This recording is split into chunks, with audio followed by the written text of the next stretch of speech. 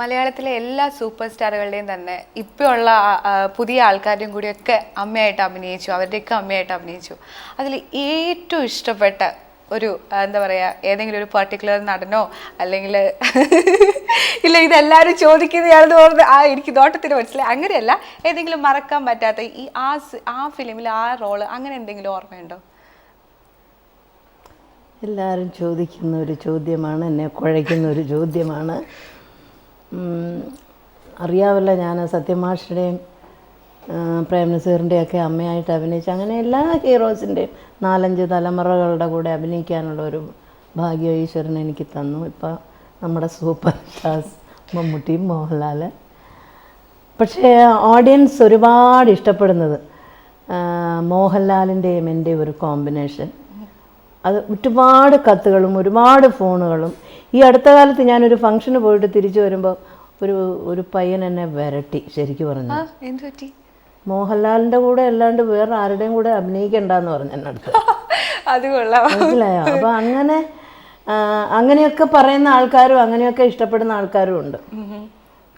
പിന്നെ എനിക്കൊരു മറ്റുള്ളവരിൽ നിന്നൊക്കെ കുറച്ച് വാത്സല്യ കൂടുതലും സ്നേഹ കൂടുതലും ലാലിനോടുണ്ട്. അതുകൊണ്ടായിരിക്കാം അത് സിനിമയിൽ അങ്ങനെയൊരു കോമ്പിനേഷനായത്. അത് ഞങ്ങൾ അഭിനയിക്കാറുമില്ല. മനസ്സിലായോ? ഈ പരസ്പരം പറഞ്ഞു അങ്ങനെ ചെയ്യണം ഇങ്ങനെ ചെയ്യണം, അതറിയാണ്ട് വരുന്നു, അതങ്ങ് ചെയ്യുന്നു, അത്രയായിരുന്നു.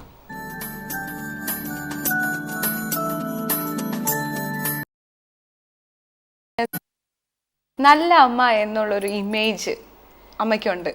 അതായത് ഇങ്ങനെ ദേഷ്യപ്പെടാത്ത ഒരമ്മ, വളരെ സോഫ്റ്റ് ആയിട്ടുള്ള ഒരു അമ്മ. എനിക്ക് ശരിക്കും ദേഷ്യമൊക്കെ വരും. അതെ, ദേഷ്യപ്പെടുന്ന അങ്ങനെയില്ല, എന്നാലും ഒരുപാട് ക്ഷമാശീലമുള്ള കൂട്ടത്തിലാണ്. പിന്നെ ഒരുപാട് തരികട കാണിച്ചാൽ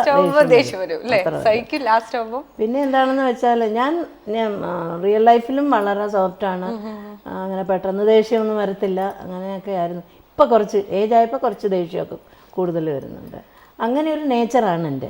അപ്പം ഞാൻ ആദ്യ കാലങ്ങളിലൊക്കെ ഈ ശശികുമാർ സാറ്, സെയ്ദ് സാറ് അവരുടെയൊക്കെ പടങ്ങൾ ചെയ്യുന്ന സമയത്ത് ഞാൻ അങ്ങോട്ട് പറഞ്ഞിട്ടുണ്ട്, എനിക്കൊരു ദുഷ്ട കഥാപാത്രം ചെയ്യണമെന്ന് വലിയ ആഗ്രഹം. അതെ അതെ, അമ്മയുടെ പഴയ സിനിമകളിൽ വളരെ ബോൾഡ് ആയിട്ടുള്ള ക്യാരക്ടർ ഒത്തിരി ചെയ്തിട്ടുണ്ട്. പക്ഷെ പിന്നീട് ഇങ്ങോട്ട് നോക്കുമ്പോൾ എല്ലാം വളരെ സോഫ്റ്റ് ആയിട്ടുള്ള അമ്മയാണ്. ആ ഒരു ഇമേജ് അല്ല, ആദ്യമേ സോഫ്റ്റ് ക്യാരക്ടേഴ്സാണ് കൂടുതൽ. അപ്പോൾ എന്നോട് പറഞ്ഞ് എൻ്റെ മുഖം അതിന് കൊള്ളില്ല എന്ന്, ദുഷ്ടകഥാപാത്രം ചെയ്യാൻ എൻ്റെ മുഖം കൊള്ളില്ല എന്നൊക്കെ പറഞ്ഞു ആദ്യം. പിന്നെ എന്തെങ്കിലും ഒരു ഇത് ചെയ്യണം, പിന്നെ കോമഡി ഞാൻ ചെയ്താൽ എങ്ങനെ ഉണ്ടാവും അറിയില്ലേ. പിന്നെ എന്ത് വെറൈറ്റിയാ. അപ്പം ശ്രീ ബാലേന്ദ്രമേനോനൊക്കെ എൻ്റെ അടുത്ത് എന്നെ ഇപ്പോൾ കളിയാക്കും. 42 വർഷമായിട്ട് ഒരു വിഗും തലയിൽ വെച്ച് ഒരു മുണ്ടുന്നേരിയത് കൊടുത്തു വന്നിട്ട് മോനേന്ന് വിളിച്ചേച്ച് ഇങ്ങനെ ലക്ഷങ്ങൾ വാങ്ങിക്കുന്നത് ചേച്ചി മാത്രമാണെന്ന് പറയാം. ആളുകൾക്ക് ഇഷ്ടമുള്ളതല്ലേ.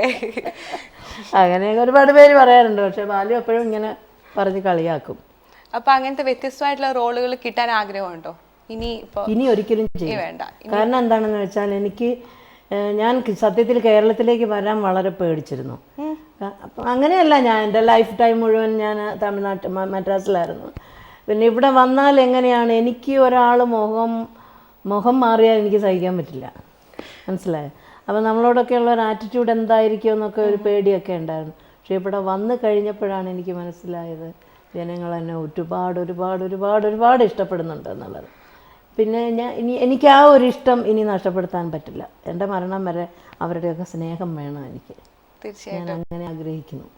അതുകൊണ്ട് വേറൊരു പടം ചെയ്യാൻ എൻ്റെ അടുത്ത് ഒരു ഓപ്പോസിറ്റ് ക്യാരക്ടർ ചെയ്യാൻ ഒരാൾ വന്ന് എൻ്റെ അടുത്ത് സംസാരിച്ചൊക്കെ ചെയ്ത് ഞാൻ പറഞ്ഞു എന്ത് തന്നാലും ഞാൻ ചെയ്യില്ല എന്ന് പറഞ്ഞു. നമുക്ക് ആ സ്നേഹം വേണം. പിന്നെ ജനങ്ങളുടെ ആ ഒരു ഇഷ്ടം അത് വേണം, അവരുടെ സ്നേഹവും ആ ഒരു പ്രാർത്ഥനയൊക്കെ അതായിരിക്കും ഞാനിങ്ങനെ ഇത്രയും ഏജായിട്ട് ഞാനിങ്ങനെ ഓടി നടക്കുന്നതെന്നാണ് എൻ്റെ ഒരു വിശ്വാസം. പണ്ട് കാലത്ത് പല പല ജോലികൾ ചെയ്തിരുന്ന സ്ത്രീകളെ അംഗീകരിക്കാനായിട്ട് സമൂഹം മടിച്ചിരുന്നു ഒരു പരിധി വരെയെങ്കിലും. അത് പണ്ട് മനുസ്മൃതിയിലേ പറഞ്ഞിട്ടുണ്ട് സ്ത്രീക്ക് സ്വാതന്ത്ര്യമില്ലാന്ന്. ആരുണ്ടാക്കി വെച്ചാണെന്ന് എനിക്ക് അറിഞ്ഞുകൂടാ.